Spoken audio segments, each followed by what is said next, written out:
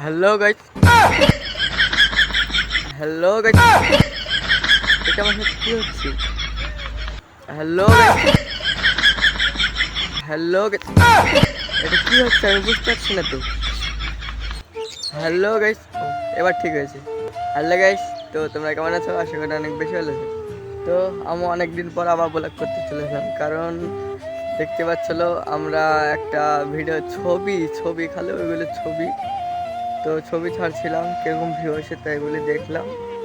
তো বেশি পরিমাণে ভিউ আসছে না, কী করবো, তার জন্য আবার একটা ব্লগ করতে লাগলাম। একটা ব্লগ ছেড়েছি, ফানি টাইপের হালকা ব্লগটা তোমরা দেখেছো হয়তো, 500 ভিউ এসছে। তো তোমরা ব্লগটা দেখতে থাকো, অনেক মজা পাবো অনেক। তো আমাদের বাড়ির ওই পাশে ওই বাগানটা দেখছো, বাড়ির ওই পাশে, তো বাড়ির ওই পাশে টাওয়ার পড়ছে এখন বিশাল। এখন নেটের অভাব নাই, এয়ারটেল সিমের টাওয়ার পড়ছে। তো তার আর কেবল দেখাইনি ব্লগটা আজকে শুরু করছি, কারণ আজকে ছাড়বো। তো এখন ঢালামেলা করছে, তো গেলাম না, লজ্জা লাগছে অনেকটা ভিডিও করতে।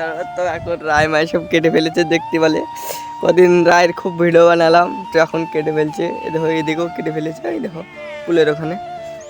তো কী করবো, তো এই ব্লগটুক আজকে ব্লগটা এই পর্যন্ত ছিল। তো ভিডিওটা দেখার জন্য তোমাকে অসংখ্য ধন্যবাদ।